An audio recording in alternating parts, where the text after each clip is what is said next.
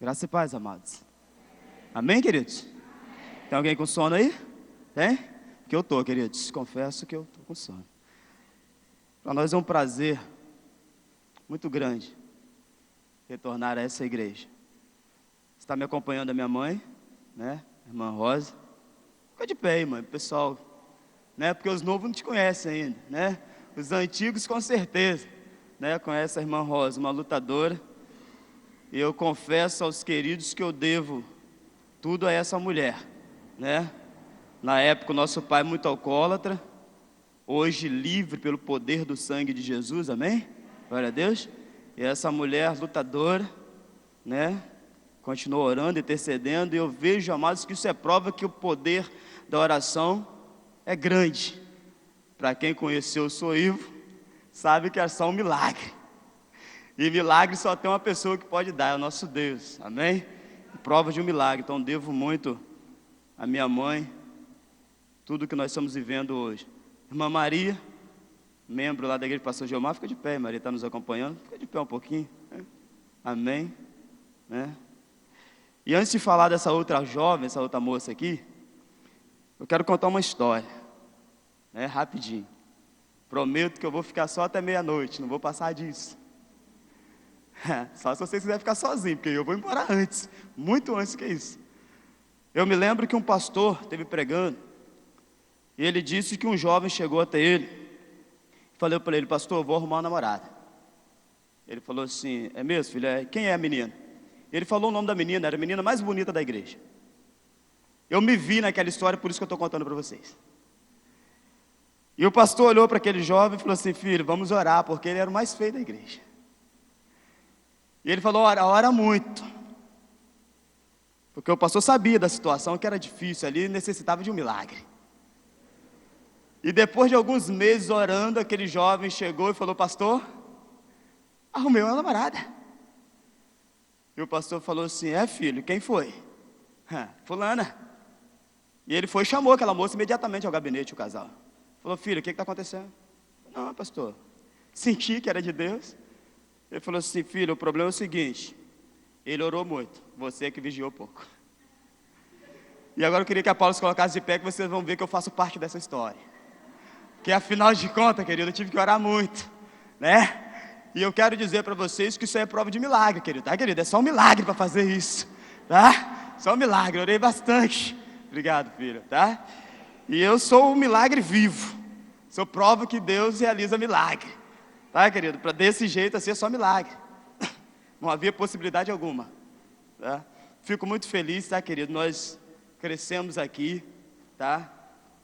Alguns lembram, poucos acredito que lembram da gente, né?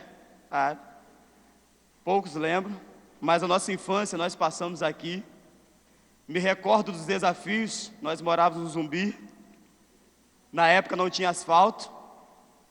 Eu me lembro que a gente na chuva descia com uma sacola amarrada no pé, chegava perto da Nova Lina, tirava a sacola, escondia no mato e vinha para a Igreja Batista Aquidabã.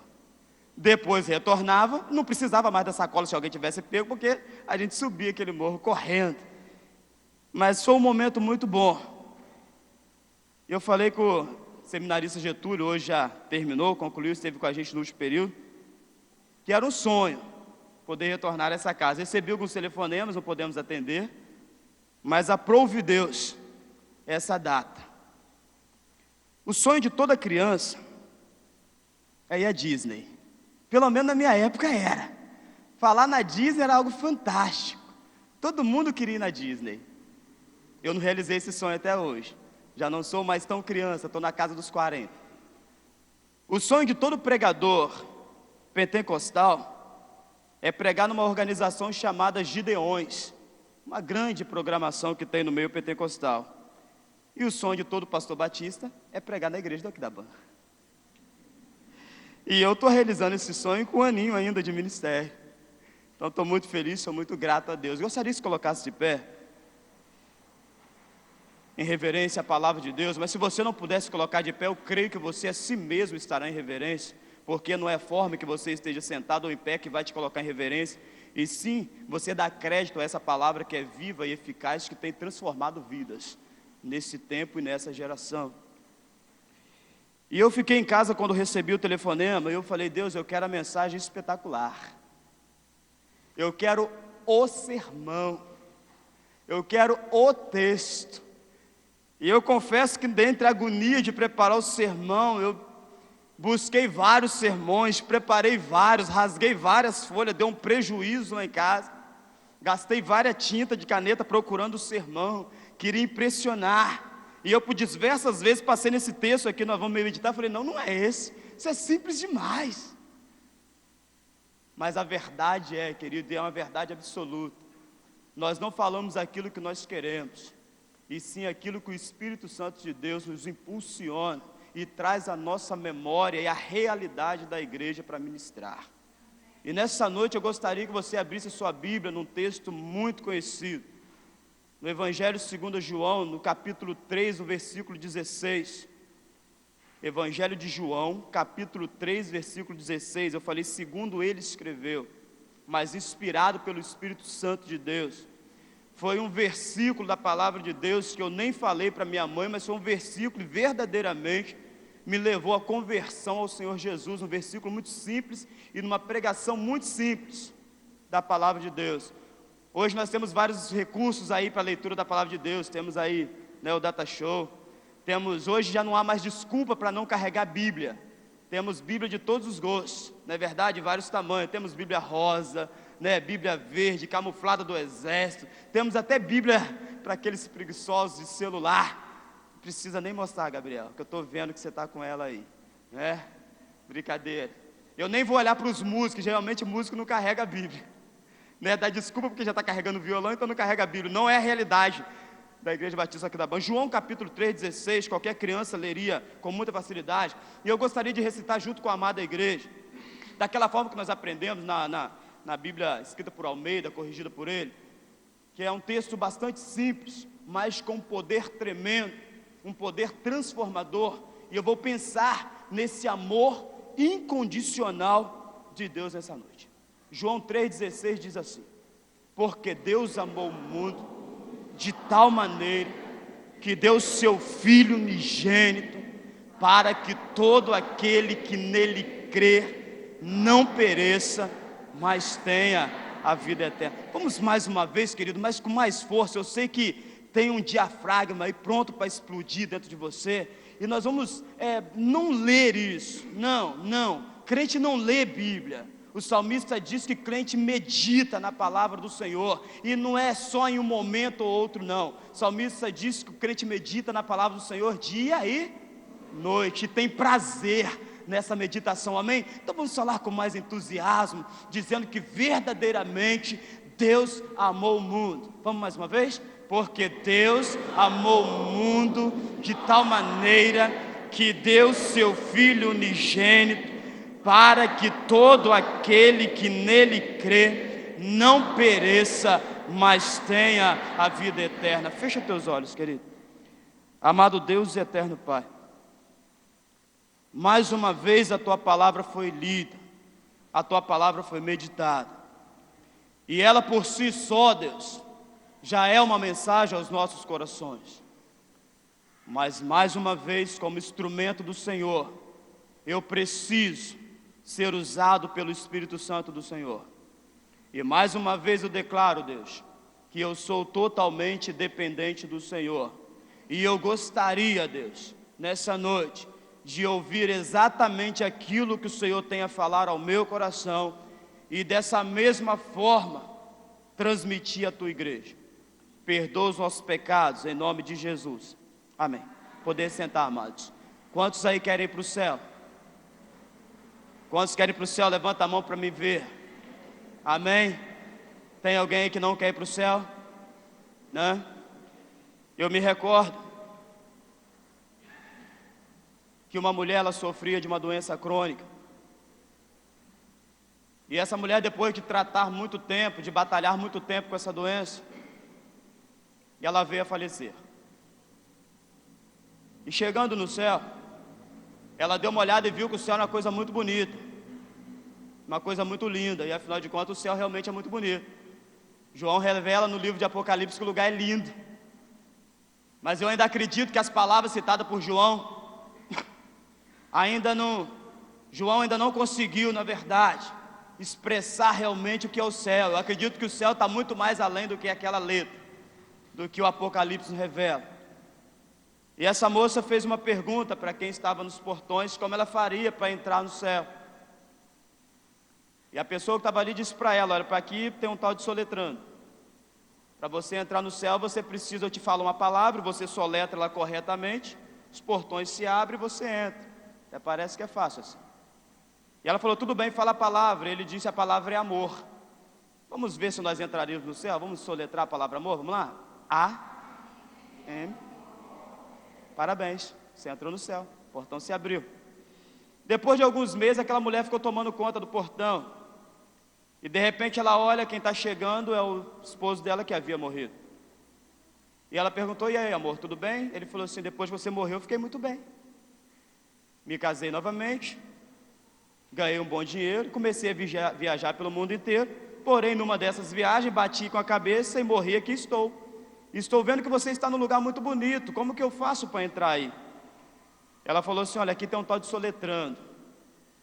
Eu falo uma palavra, você soletra corretamente, os portões se abrem e você entra.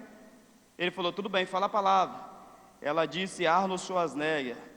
Eu não sei onde esse cara está hoje, querido, porque não dá para soletrar esse negócio. A única coisa que eu tenho para afirmar para os irmãos que entrar no céu não é tão fácil assim como soletrar a palavra amor. Entrar no céu é um desafio muito gostoso, que vale a pena. E eu quero pensar nessa noite, amados, nesse grande amor de Deus para a comunidade, nesse amor que a palavra não consegue medir a grandeza dele. Eu fico imaginando esse homem chamado João, esse grande homem de Deus, quando estava escrevendo esse versículo da palavra do Senhor.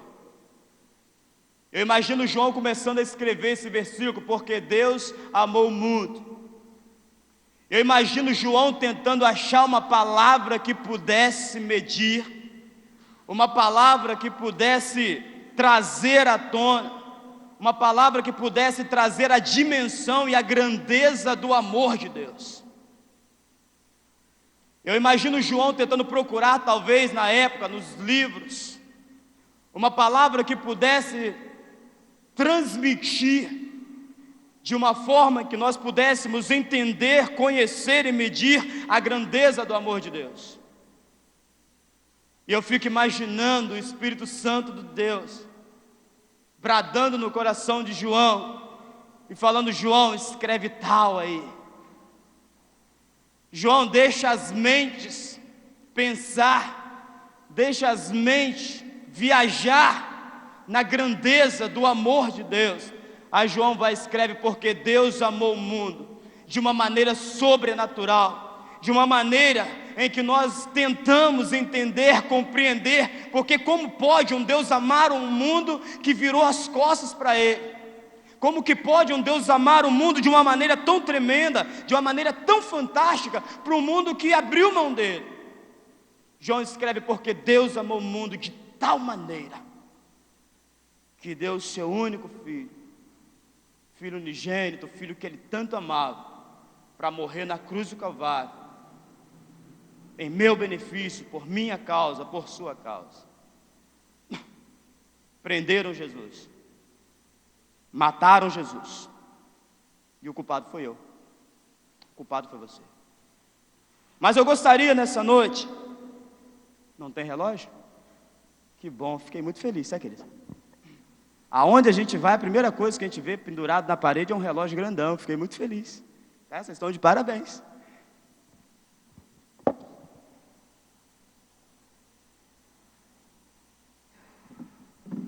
Mas mesmo assim eu vou colocar o relógio aqui, porque eu não quero ninguém dormindo. Fiquei muito parabéns, tá, queridos? Afinal de contas, não ter o relógio, isso é muito bom. É porque a gente pode viajar, né? Pode dar um passeio. E nessa noite, amados, eu quero tentar entender por que Deus precisou amar o mundo dessa maneira. Pregar sobre o evangelho da cruz não dá muito ibope, mas não. Pregar sobre o evangelho da cruz não enche igreja mais. Se você quiser ver esse templo lotado, Se você quiser ver esse tempo, como diz o ditado, com gente saindo pela culatra, é só pegar uma placa bem grande e colocar ali culto da prosperidade. Eu garanto para os amados que vai sair gente, eu não sei da onde, mas que esse lugar ficará completamente lotado. Mas o que nós temos visto aí é a igreja cheia de pessoas vazias. O que nós temos visto por aí é a igreja lotada de pessoas vazias do Espírito Santo de Deus, sem conhecimento e sem experiência nenhuma de Deus. Porque, amados, eu não estou dizendo que é pecado ter uma casa na praia bonita. Não estou dizendo, igual a casa do Gabriel, não estou dizendo que isso é pecado. Momento algum. Eu não estou dizendo para você, amado, que é pecado ter uma conta bancária bacana, igual da família Scheidegger. Eu não estou falando que isso é pecado. De maneira alguma, querido, isso é bom demais. Isso não é pecado nenhum, pelo contrário, isso faz um bem. Só que uma coisa, amado, precisa ficar evidente para nós, porque a Bíblia diz, a palavra de Deus diz, que onde estiver o seu tesouro, ali também estará o seu coração. E o que eu chamo a sua atenção nessa noite, meu amado, é que o seu coração, ele precisa ser morada de um ser espetacular, chamado Espírito Santo de Deus. E se o seu coração estiver voltado para a matéria desse mundo, eu vou dizer uma coisa para você, cedo ou mais tarde, ele vai se frustrar, ele vai se decepcionar, porque as coisas desse mundo vão perecer. Mas se o seu coração estiver voltado para as coisas que do alto vêm, se o seu coração estiver voltado para o Espírito Santo de Deus, essa riqueza será uma riqueza para a eternidade. Amém, queridos? Glória a Deus. As faculdades que você tem feito e todos esses conhecimentos vão perecer com você, mas quando você participa da faculdade de Deus, isso é para a vida eterna. Escola bíblica dominical, algumas igrejas têm aberto mão, que pena. Alguns batistas têm aberto mão da escola bíblica dominical, que pena. Hoje, se você perguntar quantos animais entraram na arca construída por Moisés, pouco saberia. Não é verdade? Eu sei que não entrou nenhum, porque Moisés não construiu arca nenhuma. Eu vou na escola bíblica ainda. Tenho o maior prazer, a melhor, a maior. Eu não posso dizer mais como diziam no nosso tempo. Na minha época nós dizíamos que a escola bíblica dominical era a melhor e maior escola do mundo. Infelizmente, hoje eu só posso dizer que a escola bíblica dominical é a melhor escola do mundo. Infelizmente, não posso dizer que ela é a maior escola do mundo, porque muitos pastores batistas têm aberto mão desse momento tão importante, em que a gente cresce tanto, aprende tanto. Mas por que Deus precisou amar o mundo de uma maneira tão tremenda? Por que Deus precisou ser tão radical na demonstração desse amor? O que aconteceu para que Deus pudesse demonstrar o amor dele dessa maneira? Eu quero dar um passeio com vocês até o Jardim do Éden. Eu quero visitar o início dessa história, o início dessa caminhada. Eu quero passear com vocês pelo jardim agora para a gente poder entender por que Deus amou o mundo dessa maneira.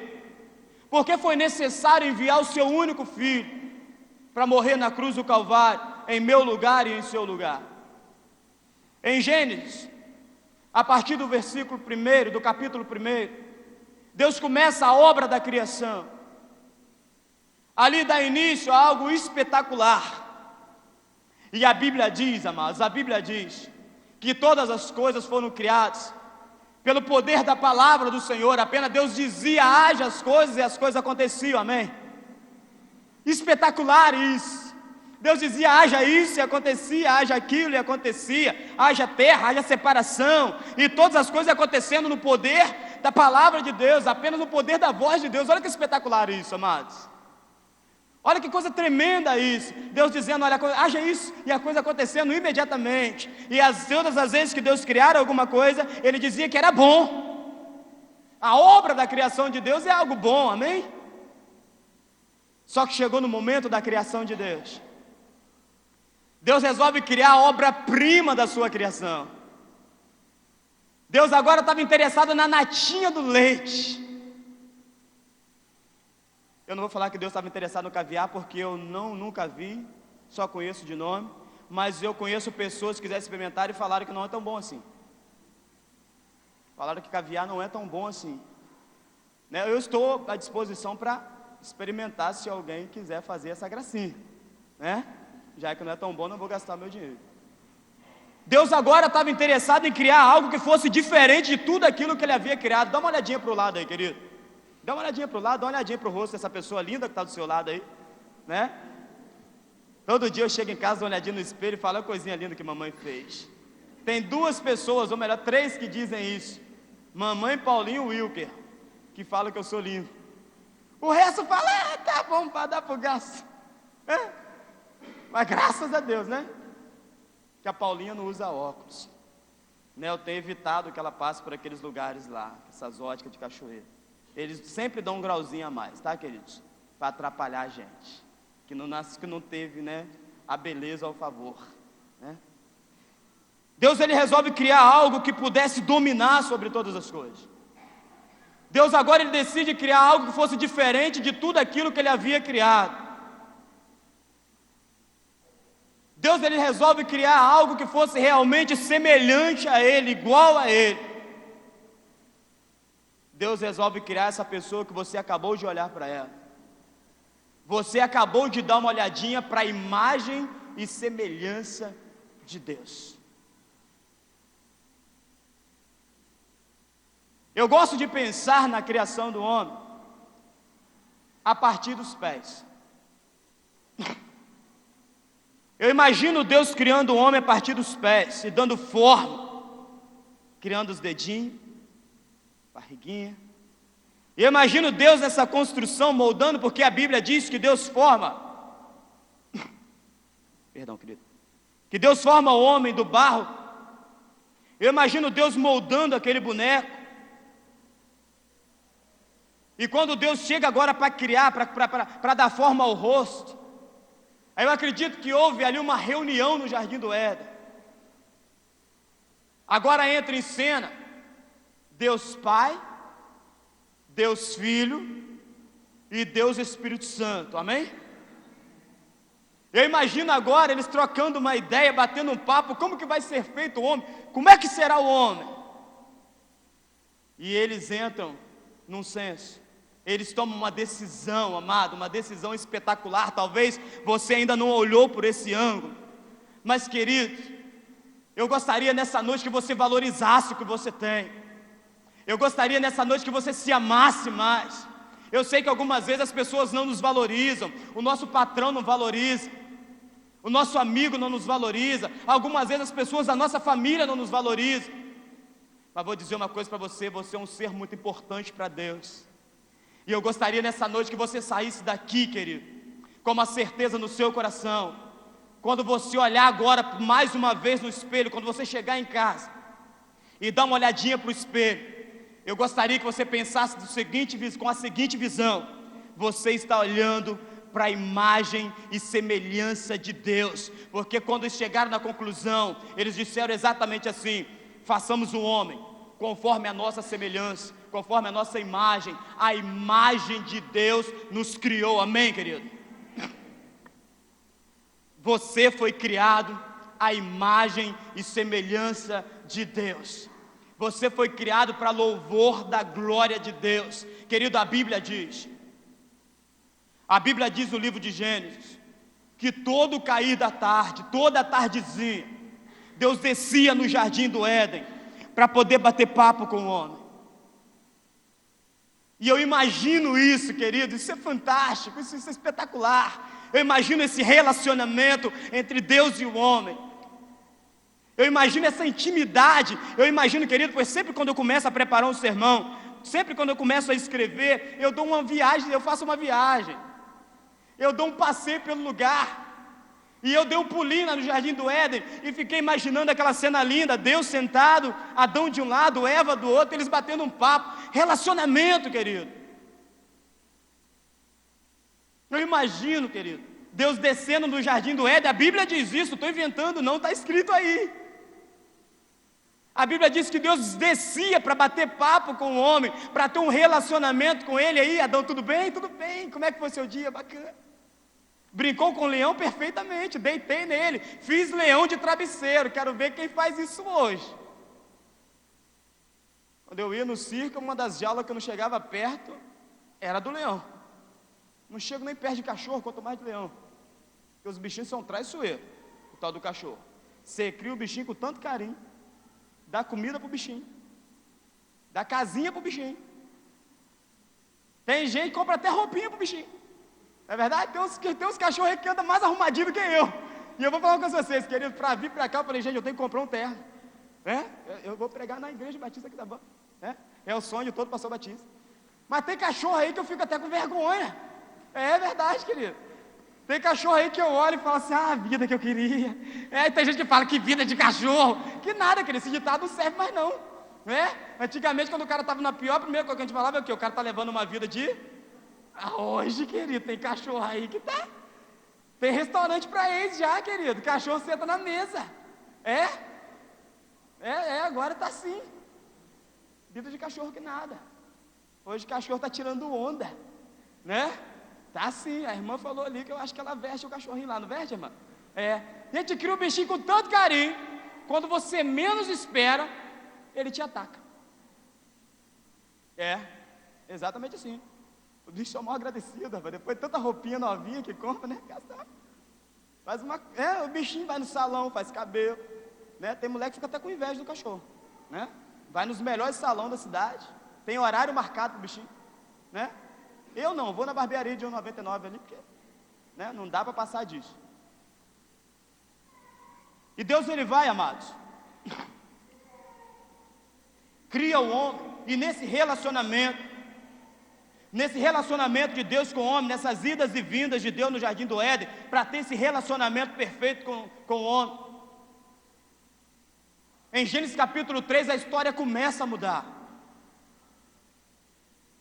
Em Gênesis capítulo 3 acontece uma coisa que começa a mudar a história da humanidade. E eu sei que você sabe o que aconteceu lá em Gênesis capítulo 3, mas por favor, me permita trazer a sua memória nessa noite. Eu tenho certeza que você sabe o que aconteceu lá em Gênesis capítulo 3. Em Gênesis capítulo 3, a proposta de Deus era que o homem se relacionasse com Deus, batesse papo com Deus. Mas em Gênesis capítulo 3, o homem, sentido figurado, ele começa a bater papo com uma serpente. E não é culpa de Eva, não, para vocês, Adão, aí de plantão. Que algumas vezes nós culpamos Eva, né? A mulher, o problema é da mulher, né? Mas é engraçado que antes, quando Deus preparou a mulher, entregou para ele, falou, são ossos meus ossos. Que coisa espetacular, fantástica. Aí quando erra lá, ele fala, foi a mulher que tu me deste. Não é assim?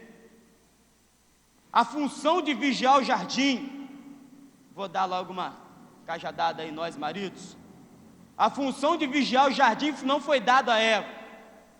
A função de guardar o jardim foi dada para Adão. E eu não sei o que Adão estava fazendo, que ele não estava acompanhando Eva. E algumas vezes nós maridos estamos tão atarefados que nossos lares estão desprotegidos.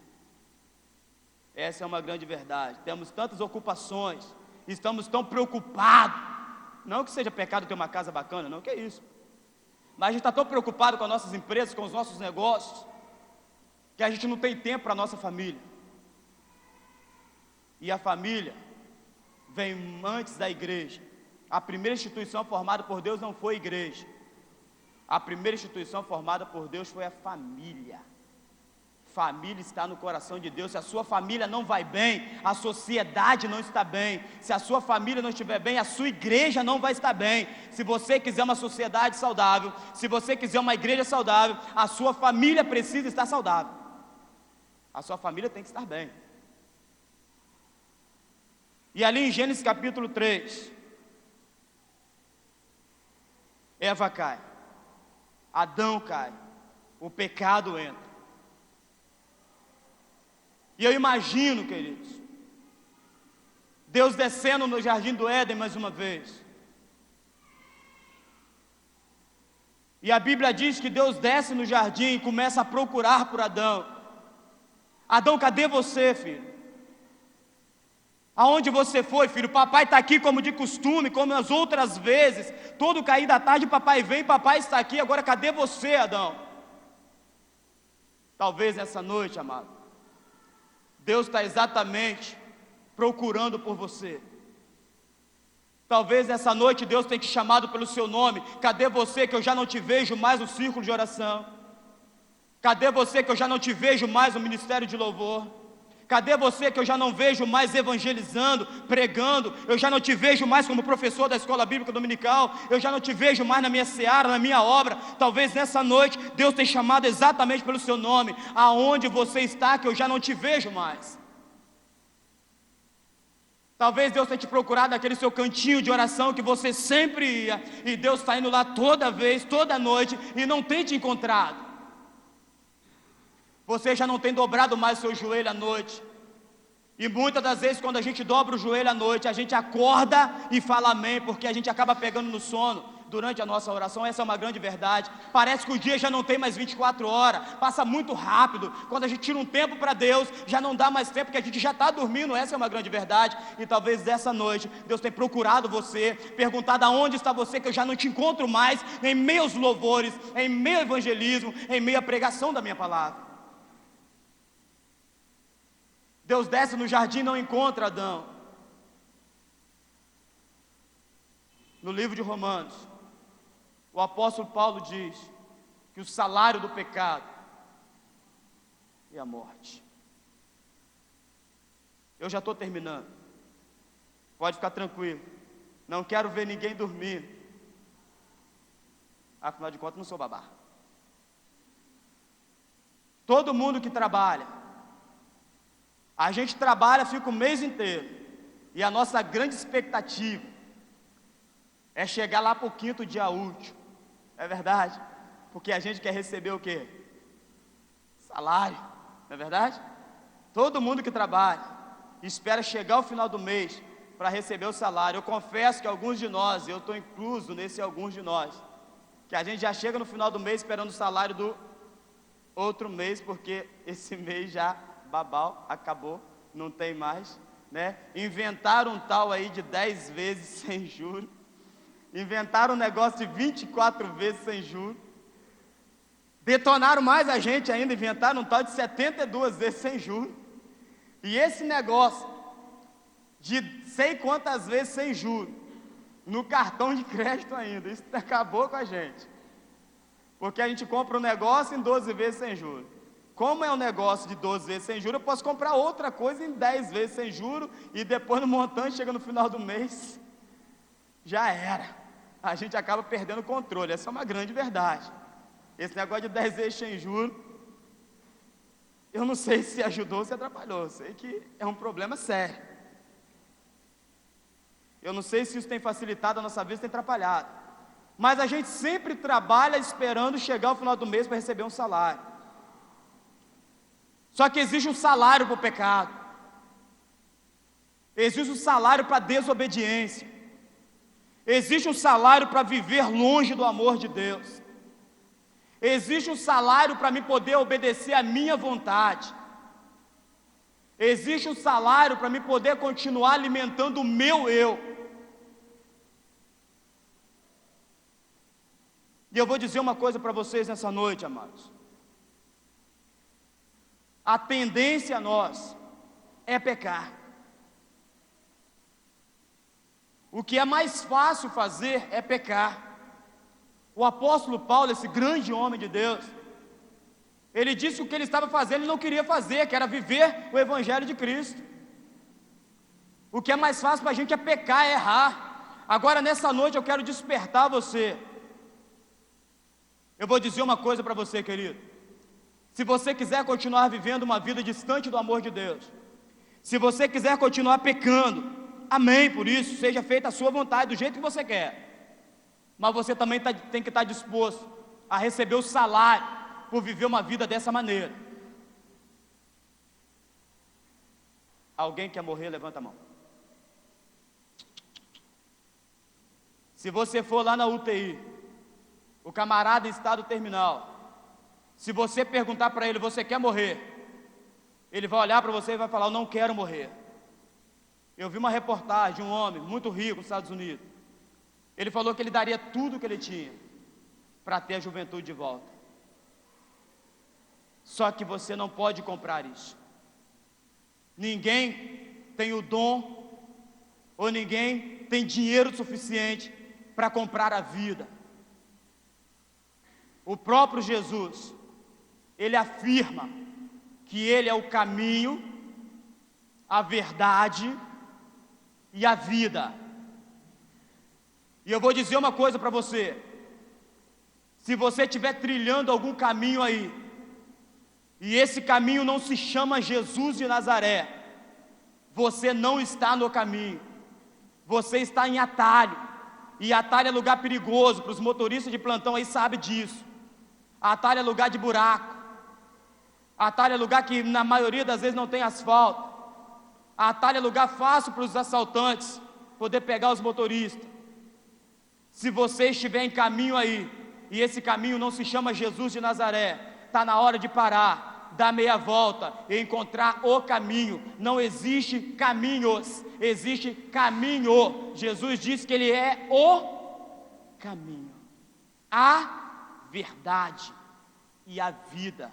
A palavra de Deus diz assim, ó queridos, e conhecereis a verdade, e a verdade, mas isso basta? Não basta, querido. É só crente que tem Bíblia em casa, amém? Amém? Não, amém. Não, amém. Não é ser crente. Talvez tem pessoas que não têm compromisso com Deus que tem muito mais Bíblia em casa do que eu e você. Tem pessoas que não têm compromisso com Deus que lê muito mais a Bíblia do que eu e você. Estou terminando. Quando eu falar pela terceira vez, acabou. Eu vou em algumas casas aí que Salmo 91, a paz chega a estar amarelinha, amarelinha, cravadinha lá, bonito. Tem pessoas que lêem a Bíblia muito mais do que eu e você. E a Bíblia, ela é a verdade de Deus, amém, querido? Tem dúvida disso? Amém? É a verdade de Deus. Conhecer só a Bíblia não é suficiente para você poder desfrutar e gozar desse amor de Deus. Não é suficiente. A Bíblia diz assim, ó, e se o Filho vos libertar, verdadeiramente sereis, glória a Deus. Eu preciso permitir que o Filho me liberte, porque o salário do pecado verdadeiramente é a morte. Mas louvado seja o nosso Deus, tremendo, poderoso, Senhor dos senhores, que esse versículo não termina por aí. A Bíblia diz que o dom, um dom fantástico, um dom extraordinário. E eu vou dizer uma coisa para você, talvez essa noite você não teve um centavo para dar de oferta hoje na casa do Senhor. Talvez hoje você não tenha R$1 no bolso.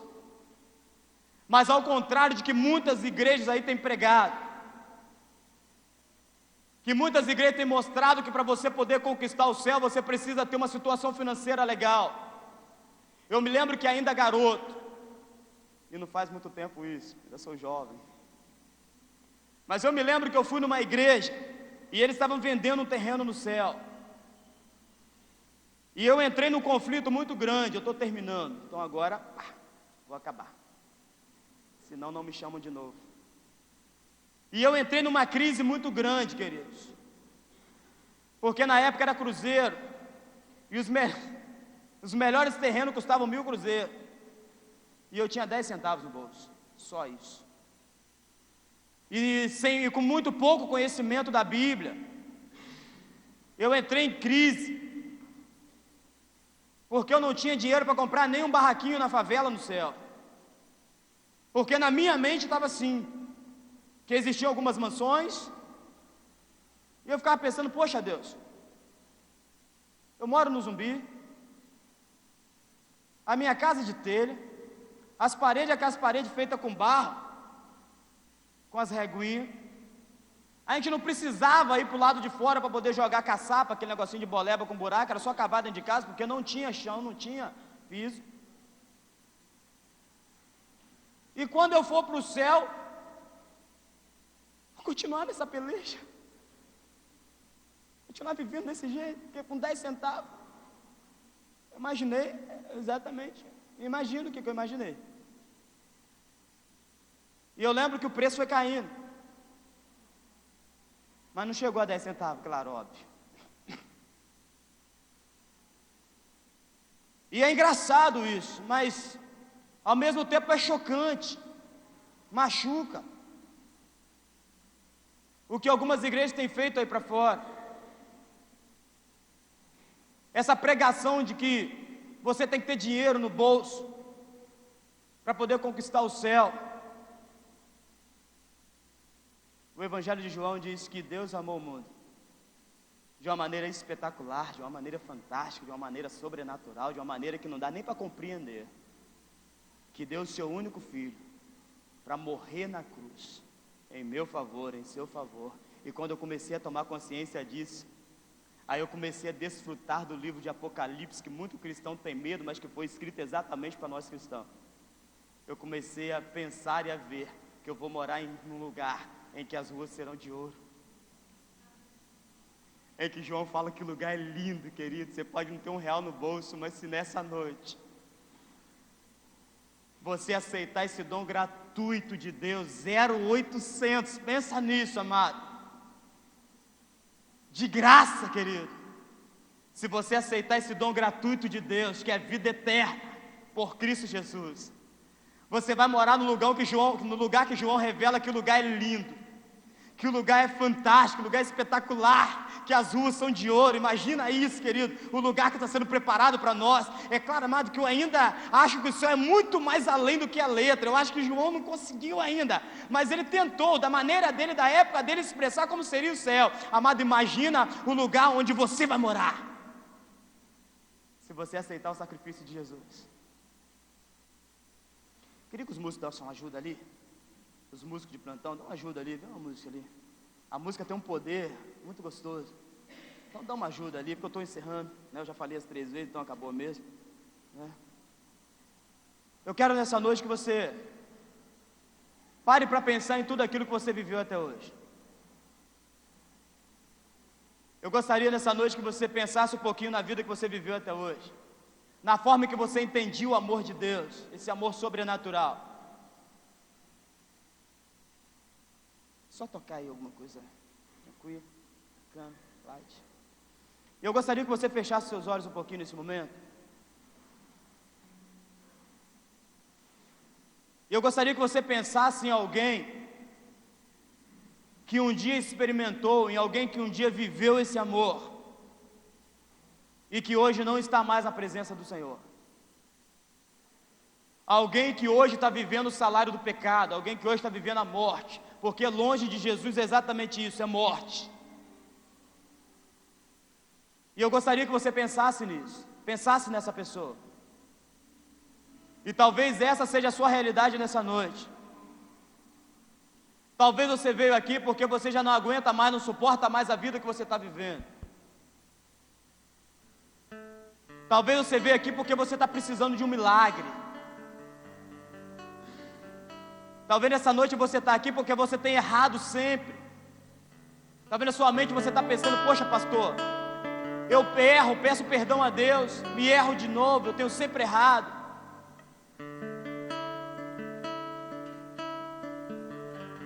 Eu vou dizer uma coisa para vocês, amados. Quando a gente peca, quando a gente cai, quando a gente erra, quando a gente está lá no fundo do poço, a gente não olha para cima na esperança de ver alguém para jogar pedra na gente, não. A gente no fundo do poço, a gente não olha para cima aguardando que alguém jogue terra em cima da gente, não. Quando a gente está no fundo do poço, a gente olha para cima na esperança de ver uma mão amiga. A gente olha para cima na esperança de ver uma corda que nos tire daquele lugar, que nos tire daquele buraco. A gente olha para cima na esperança de ouvir uma voz dizendo assim: olha, pode contar comigo. E nessa noite eu pergunto: quantas pessoas que vão poder contar com você? Nós estamos vivendo missões nacionais. E por que não viver missão local? Então pensa aí em alguém que você gostaria muito de experimentar esse amor de Deus. Vamos colocar de pé, queridos. Vamos colocar de pé.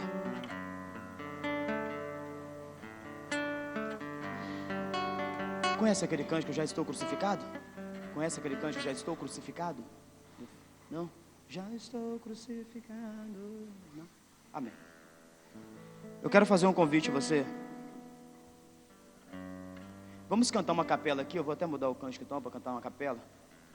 Chega para cá, gente. Aquele cântico, vocês vão conhecer o cântico. Chega para cá. Dá uma ajuda aqui. Nós vamos cantar uma canção aqui. Enquanto nós vamos estar cantando, eu gostaria de convidar você para vir ao altar do Senhor.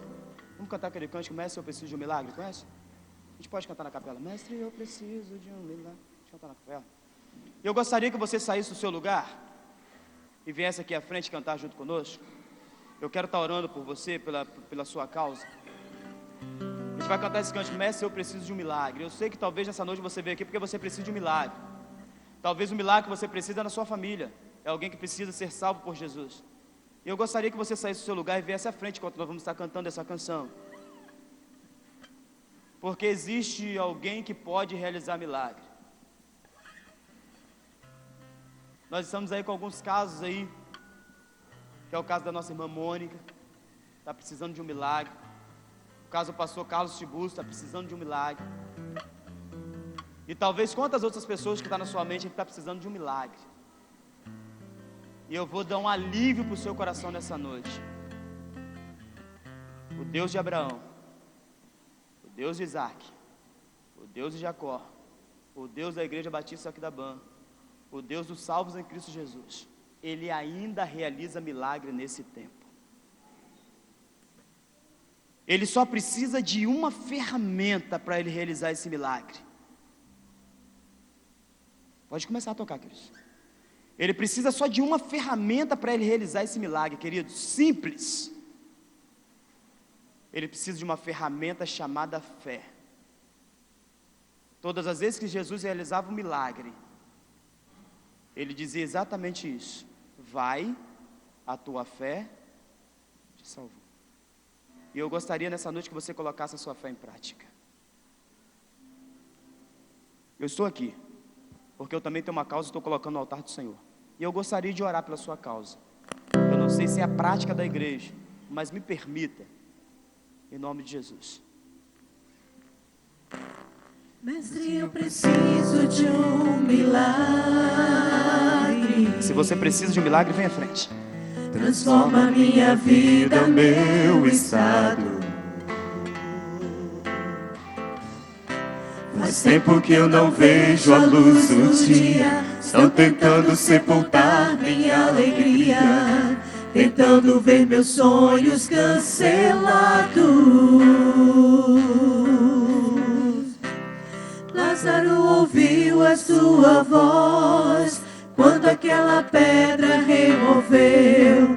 Depois de 4 dias ele reviveu. Mestre, não há outro que possa fazer aquilo que só o teu nome tem todo o poder. Eu preciso tanto de um milagre. Remove a minha pedra, me chama pelo nome, muda minha história, ressuscita os meus sonhos, transforma minha vida, me faz um milagre, me toca nessa hora, me chama para fora, ressuscita-me. Mais uma vez.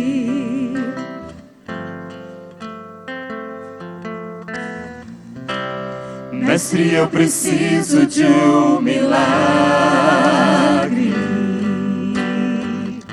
Transforma minha vida, meu estado. Faz tempo que eu não vejo a luz do dia. Estão tentando sepultar minha alegria, tentando ver meus sonhos cancelados. Lázaro ouviu a sua voz quando aquela pedra removeu. Depois de 4 dias ele reviveu. Mestre, não há outro que possa fazer aquilo que só o teu nome tem todo o poder. Eu preciso tanto de um milagre. Remove a minha pedra, me chama pelo nome, muda minha história, ressuscita os meus sonhos, transforma minha vida e faz um milagre. Me toca nessa hora, me chama para fora, ressuscita-me. Tu és a própria vida, a força que há em mim. Tu és o Filho de Deus, que me ergue pra vencer. Senhor de tudo em mim, já ouço a tua voz me chamando pra viver uma história de poder. Remove a minha pedra, me chama pelo nome, muda minha história, ressuscita os meus sonhos, transforma minha vida, me faz um milagre, me toca nessa hora, me chama para fora, ressuscita-me.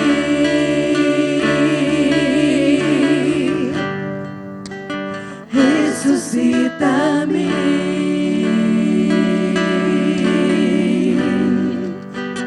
Ressuscita-me. Amado Deus e eterno Pai, chega o momento da nossa vida, Deus, que só um milagre pode mudar a nossa história. Chega o momento em nossa vida, Deus, que as nossas forças já não dão mais, que a gente tem uma vontade imensa de parar, de desistir de tudo. Mas é exatamente nesse momento que nós conseguimos enxergar sua mão poderosa, sua mão forte, estendida a nosso favor. Pai, eu sei que existem algumas pessoas aqui nessa noite que o inimigo já colocou um ponto final nas suas histórias.